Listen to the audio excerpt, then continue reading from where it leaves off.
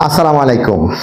গত কিছুদিন আগে সার্বিয়ার প্রচুর জন লোককে এয়ারপোর্ট থেকে ফেরত দিয়ে দিয়েছে। এর বিষয়টা অনেক দুঃখজনক। আসলে মানুষ অনেক স্বপ্ন নিয়ে বিদেশে যায়, কিন্তু যখন এয়ারপোর্ট থেকে ফিরে আসে আমি দেখলাম তাদের চেহারাগুলো, এটিএন নিউজের নিউজ দেখলাম, বিভিন্ন ইউটিউবে দেখলাম, অথবা টিকটক ফেসবুক প্ল্যাটফর্মে দেখেছি। তো আসলে যারা সার্বিয়া থেকে ফিরে আসছে এর মানে এই নয় সার্বিয়াতে আর আপনি যাবেন না, সার্বিয়াতে ভিসা হবে না, আর কখনোই সম্ভব না। বিষয়টা এরকম না। হ্যাঁ, সার্বিয়া নিয়ে প্রতারণা হচ্ছে, সার্বিয়া নিয়ে অনেক বেশি প্রতারিত হচ্ছে মানুষ, কিন্তু সার্বিয়াতে লোক যাচ্ছে। তো কারা যাচ্ছে, যারা সঠিকভাবে, তো এখন সঠিক কারা হবে? আপনি এইটা নিয়ে অনেক সময় টেনশন করেন, এটা আমরা বুঝি, কিন্তু ভাই আপনি সঠিক জায়গাটা আপনাকেই বের করতে হবে। আপনি কার কাছে টাকা ইনভেস্ট করলে ফেরত পাবেন বা প্রতারণার শিকার হবেন না, এই জিনিসগুলো আসলে আপনাকে বুঝে নিতে হবে। এখন আমি আপনাকে বললে কোনো কাজে আসবে না, কারণ আমি কুমিল্লা থাকি, আমি ঢাকার একটা দালালকে চিনি না জানি না, আপনাকে বলবো যে ঢাকায় জমা দিয়ে দেন, অমুক এজেন্সিতে দিয়ে দেন।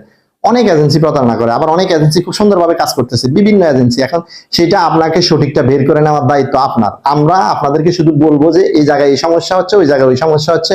এটা আমরা আমাদের ইউটিউবে শুধু সচেতন করতে পারি, কিন্তু এর মানে এই নয় যে আমরা আপনাদেরকে বলে দিব হ্যাঁ ভাই এই সমস্যা হয়ে যাচ্ছে, আপনারা আর সার্বিয়ার জন্য জমা দিবেন না। তবে বুঝে শুনে আপনারা সার্বিয়ার জন্য ফাইল জমা দেন, এটা আমি আপনাদের কাছে আশা করি। ভালো থাকবেন, আল্লাহ হাফেজ।